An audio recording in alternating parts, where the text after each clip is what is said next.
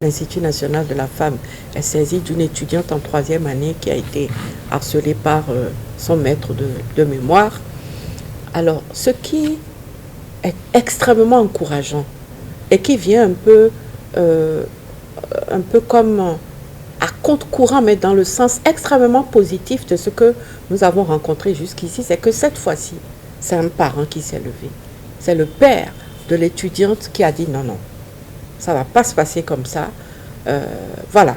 Donc, comment dirais-je, nous étions un peu plus habitués à des situations où les parents étaient ceux qui disent aux enfants, je ne veux pas faire de vagues, je n'ai que ma fille unique, si quelque chose lui arrive, je ne vais pas pouvoir supporter, etc.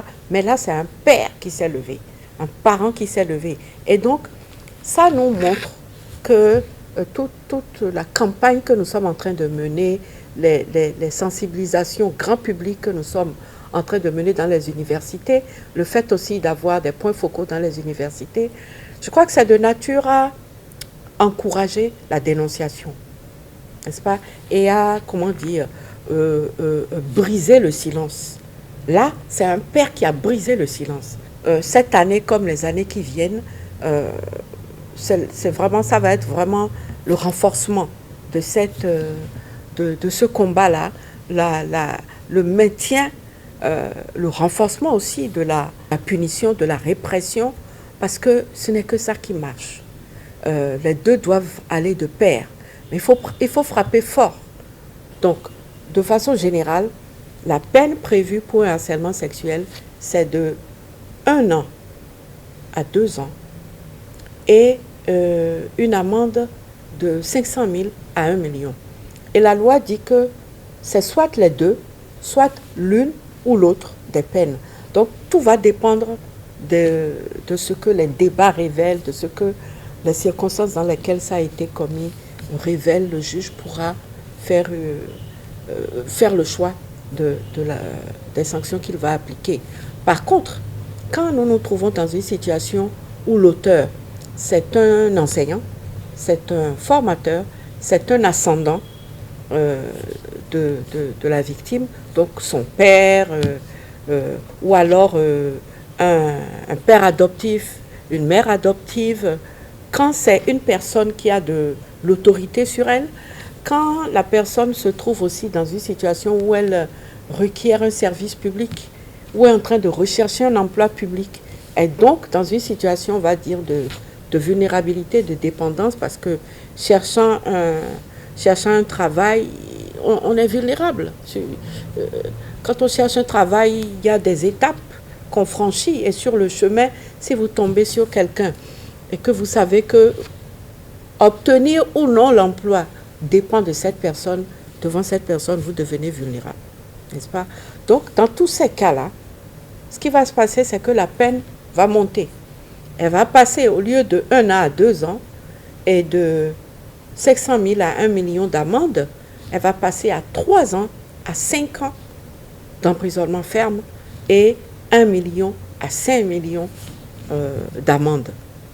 Et il faudrait préciser aussi que celui qui est complice, donc celui qui cherche pour autrui, ou celui qui a connaissance qu'un harcèlement sexuel est en train de se commettre, ou va certainement se commettre, parce qu'il est au courant comment on va dire, des éléments constitutifs, donc de la préparation du harcèlement sexuel ou du commencement d'exécution du harcèlement sexuel, cette personne aussi est punissable.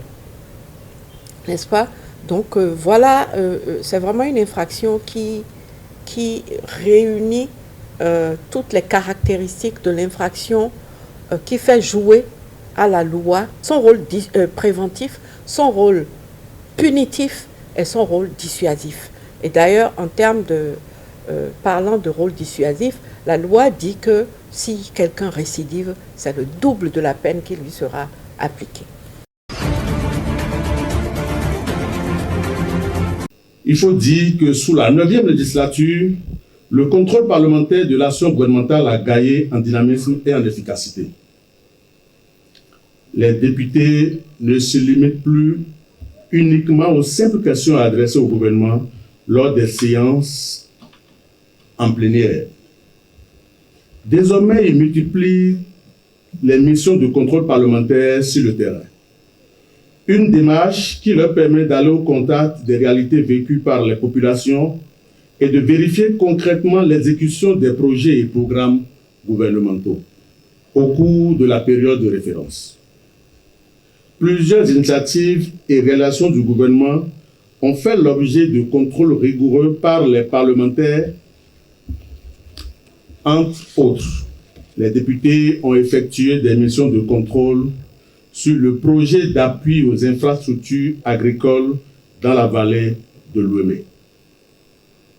Cette mission a mobilisé les députés membres de la Commission des finances et des échanges, ainsi que leurs collègues de la Commission du plan, qui ont parcouru pendant plusieurs jours les communes d'Abomey-Calavi, de Zé, d'Angbo et Adjo. Le projet de renforcement du système d'alimentation en eau potable dans les villes de Savé, d'Assazoumé, Glazoué, etc. Cette mission a été effectuée également par les députés membres de la Commission des finances et des échanges, ainsi que leurs collègues de la Commission du plan. L'examen des pétitions relatives au découpage territorial, à la démultiplication de villages et autres. Il s'agit ici d'une mission effectuée par les députés membres de la Commission des lois, de l'administration et des droits de l'homme qui ont sillonné les communes de Ouida, Bomansé, Komé, Bopa, Kouyogbe, Atiémé, Aplakwe, Diakotomé et Koulekama. Enfin, la mission d'information et de sensibilisation dans certaines communes et structures de défense et de sécurité dans le cadre de la lutte contre le terrorisme et l'extrémisme violent. Cette mission de contrôle a permis aux députés membres de la Commission des relations extérieures, de la coopération au développement, de la défense et de la sécurité de parcourir les communes de Segbana, Banikwara, Karimama, Kandi, Tangueta, Poga, Materi, Kwande et Natitengu, où ils ont fait des constats de terrain et échangé avec des responsables politico-administratifs, les élus locaux, les populations et les forces de défense et de sécurité. À bien y voir, ces missions de terrain témoignent de l'engagement accru du Parlement à garantir une gouvernance transparente et efficace en veillant à ce que les ressources publiques soient utilisées de manière optimale et surtout au bénéfice des populations. Les autres activités menées par le Parlement au cours de cette session. En dehors donc des travaux législatifs et de contrôle, plusieurs autres activités ont marqué la deuxième session ordinaire de l'année 2024. Entre autres, on peut noter l'adoption du rapport d'activité du président de l'Assemblée nationale pour la période du 1er avril au 30 septembre 2024. C'était le 7 novembre dernier. Le message sur l'état de la nation prononcé par le président de la République le 21 décembre 2024.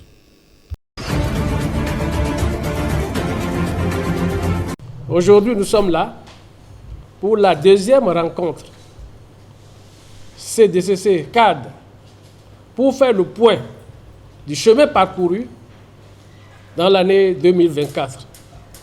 Monsieur le préfet, je voudrais vous remercier pour cet engagement tenu, pour cet engagement pour le développement du département. Et au nom du conseil communal de Bopa, je vous souhaite la chaleureuse bienvenue à Bopa, à Kwasotobé, cette belle cité.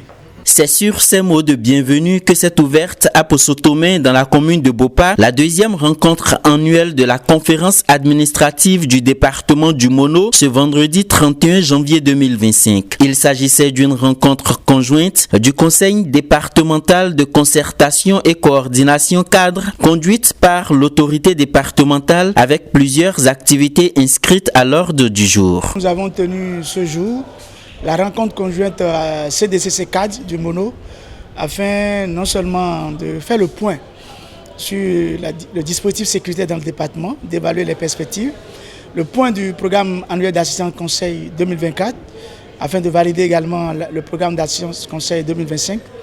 Mais le grand point inscrit à l'ordre du jour, comme vous le dites si bien, c'est l'évaluation des communes. Vous savez que le département du Mono a fait de la mobilisation des ressources propres l'indicateur phare devant nous permettre d'apprécier la forte implémentation de la réforme structurelle du secteur de la décentralisation. Cette année, nous avons encore réédité l'exercice. Malheureusement, vous avez pu constater avec nous que les communes qui se sont illustrées l'année dernière comme premières sont cette année celles qui sont restées à la traîne. Et comme vous le dites si bien, une seule commune a pu obtenir la moyenne de 50%. Il s'agit de la commune de Bopa qui a obtenu 54%. Les autres sont loin derrière. Pour nous, ce n'est pas un bon résultat.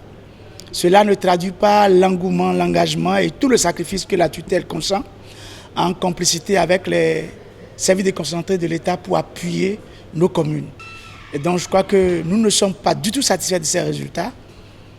Mais je crois que nous avons dit l'essentiel à chaque acteur.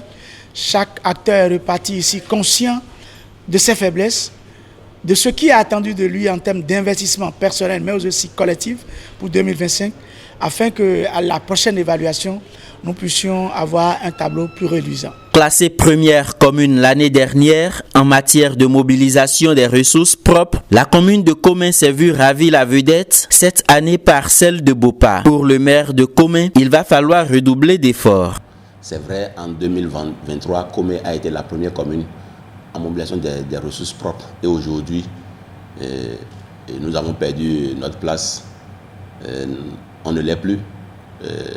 Mais je crois que cela nous donne une bonne leçon parce que les critères, il y a eu une innovation dans les critères.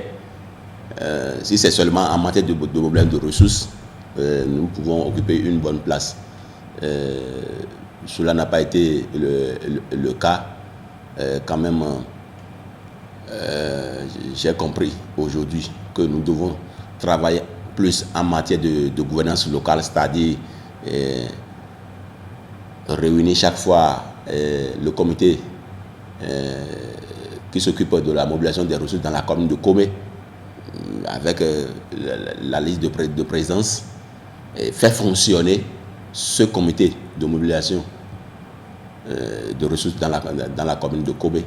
Moi-même, désormais, je vais saisir les chefs d'arrondissement à tenir leur conseil d'arrondissement chaque fois, au plus une fois dans le mois, avec les problèmes brûlants de la commune.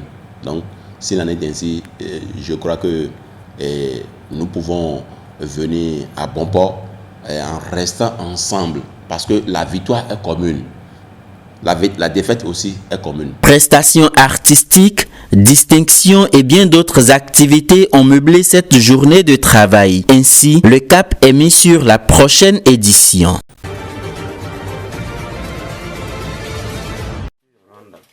Près d'une semaine après l'offensive du M23, le bilan reste incertain à Goma. L'ONU évoque au moins 700 morts et 2800 blessés. Les structures sanitaires sont dépassées et dans les morgues improvisées, les corps s'accumulent. J'ai vu des corps empilés comme des sacs de riz du PAM. À l'hôpital, ils étaient disposés, formant des sortes d'escaliers avec les corps. Les travailleurs les enlevaient un par un et on pouvait tout voir. C'était extrêmement difficile à regarder. L'horreur de la scène nous frappe encore. La cour de l'hôpital général était complètement pleine de ces corps et l'odeur de la mort régnait. Pendant ce temps, les combats se poursuivent. Le M23 soutenu par l'armée rwandaise a pris plusieurs quartiers clés, forçant l'armée congolaise en difficulté à se replier vers le sud. Lundi, les habitants se sont retrouvés piégés sous les bombardements. Nous étions tous cachés dans la maison lundi lorsque nous avons entendu une bombe s'écrouler. Elle a tout dévasté. À ce moment-là, nous ne savions pas si ces bombes venaient du Rwanda ou de la République démocratique du Congo, car nous sommes ici à la frontière entre les deux pays. Selon l'ONU, 150 000 personnes ont fui. Si les négociations diplomatiques restent au point mort, les combats s'étendent vers Bukavu, menaçant d'élargir le conflit.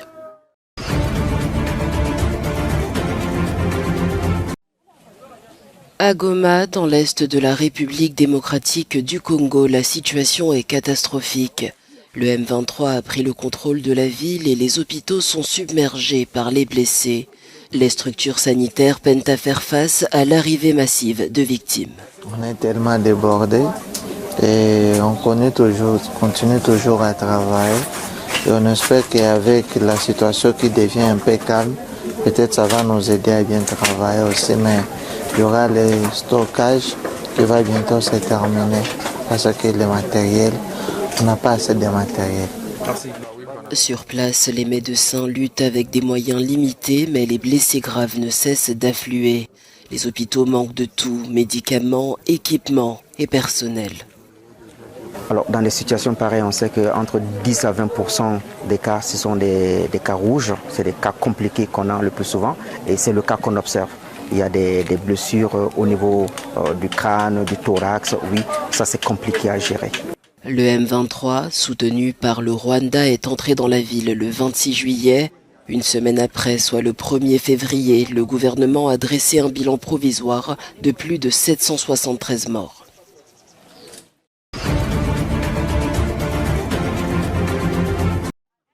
Le camp de réfugiés de Corcy en République centrafricaine abrite environ 18 000 réfugiés soudanais fuyant la guerre dans leur pays. Dans ce camp situé à la frontière avec le Soudan, les réfugiés arrivent après des voyages difficiles, souvent marqués par des violences sexuelles et des abus. Le Fonds des Nations Unies pour la population leur fournit des soins de santé sexuelle et des services pour les victimes de violences basées sur le genre. Mariam, une réfugiée soudanaise, témoigne. La vie dans ce camp est très dangereuse pour les femmes. C'est très risqué, car lorsqu'on cherche un travail, il arrive que certains employeurs refusent de nous embaucher, à moins de profiter de nous. Et si une femme refuse, ses enfants n'auront rien à manger, ils resteront affamés. C'est un défi quotidien, une situation très dangereuse. Les femmes sont vulnérables, mais celles qui peuvent supporter la faim préfèrent éviter d'être exploitées. Pour ma part, je cherche du travail pour nourrir mes enfants. Je suis veuve et j'en ai 7. Il faut donc que je cherche du travail chaque jour. Et parfois, mes enfants n'ont rien à manger pendant 2 jours. Les autorités humanitaires, en collaboration avec les gouvernements locaux, offrent un soutien aux réfugiés. Cependant, il est évident qu'une aide immédiate et durable est essentielle.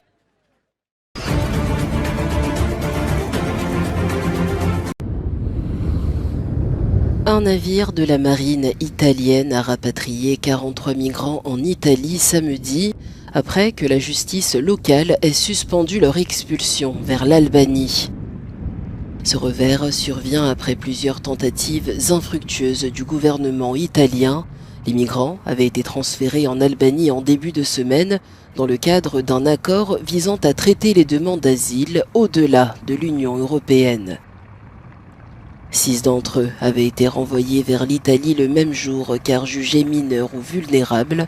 Cet accord, signé l'année dernière, permettrait à l'Italie de traiter jusqu'à 3000 migrants par mois en dehors des frontières de l'UE. Après le rejet de l'expulsion des migrants par les tribunaux italiens, l'affaire a été renvoyée à la Cour de justice européenne. Une décision attendue pour fin février pourrait affecter l'avenir de ce projet controversé. En dépit du soutien de certains partenaires européens, l'accord avec l'Albanie se heurte à des obstacles juridiques en Italie. Il rappelle notamment l'accord controversé entre le Royaume-Uni et le Rwanda, tous deux cherchant à externaliser leur gestion des migrations.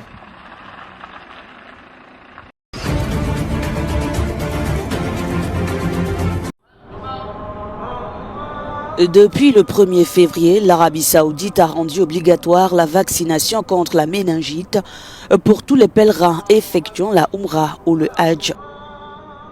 Cette mesure vise à prévenir les risques de propagation de la maladie dans les lieux de rassemblement massifs. Cependant, cette exigence ne concerne pas les touristes entrant dans le pays avec un e-visa. Le Hajj 2025 est prévu du 4 au 11 juin prochain, selon le calendrier grégorien, mais les dates exactes seront confirmées à la fin du mois précédent ce pilier de l'islam par observation lunaire. Les pèlerins devront s'assurer de se conformer à cette nouvelle réglementation sanitaire. Il est également recommandé de vérifier les autres exigences sanitaires et administratives avant de planifier son voyage. Pour les voyageurs en provenance de pays dits à risque, des précautions supplémentaires seront mises en place. De plus, les ressortissants de certains pays tels que le Pakistan, la Syrie ou le Yémen devront fournir un certificat de vaccination contre la polio.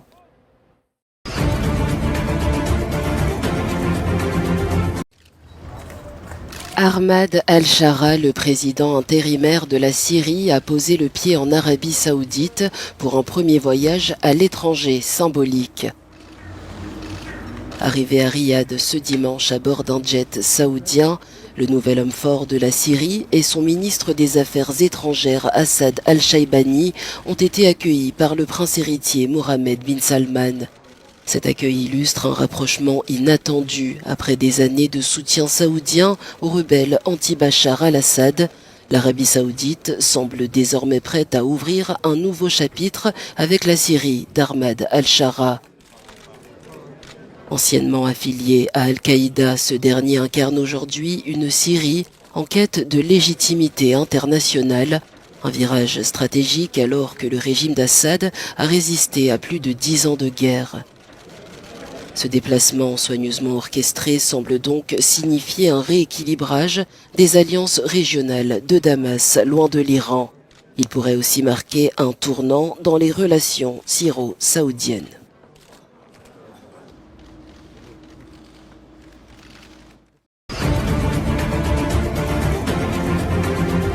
Au moins 3 passagers russes figuraient parmi les victimes de la collision entre un avion et un hélicoptère survenu mercredi à Washington, au-dessus du fleuve Potomac. Parmi les 67 victimes, la crème du patinage artistique américain, russe, leurs encadreurs et membres de famille. Le ministère russe des Affaires étrangères a confirmé la mort de ses compatriotes. Nos compatriotes se trouvaient à bord de l'avion de ligne, notamment les champions du monde de l'équipe russe de patinage artistique en couple, Evgenia Sishkova et Vadim Nomov, ainsi que la patineuse artistique soviétique Irina Polianskaya. Ils travaillaient comme entraîneurs aux États-Unis. Les athlètes américains qui les accompagnaient sont également décédés. Une fois de plus, comme l'a déclaré la partie américaine, il n'y a aucun survivant. L'avion de ligne transportait 60 passagers et 4 membres d'équipage. 3 soldats se trouvaient à bord de l'hélicoptère de l'armée qui effectuait des exercices de routine.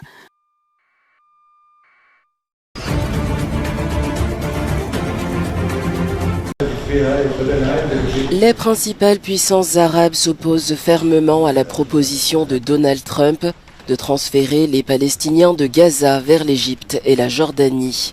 Dans un communiqué commun rendu public samedi, l'Égypte, la Jordanie, l'Arabie Saoudite, les Émirats arabes, le Qatar, l'autorité palestinienne et la Ligue arabe rejettent tout déplacement forcé des habitants de Gaza et de Cisjordanie occupés. Donald Trump a récemment suggéré que ces pays accueillent les 2,3 millions de Palestiniens de Gaza. Il parle d'un déplacement temporaire ou permanent, une idée déjà évoquée par certains responsables israéliens dès le début de la guerre contre le Hamas. Les pays arabes dénoncent une menace pour la stabilité régionale, un risque d'extension du conflit et un obstacle à toute solution de paix. Ils rappellent notamment leur soutien à la création d'un État palestinien indépendant. L'Égypte et la Jordanie refusent catégoriquement cette proposition. Ils craignent que les Palestiniens ne puissent jamais revenir à Gaza, mais aussi que cet afflux massif déstabilise leurs économies et leur gouvernement.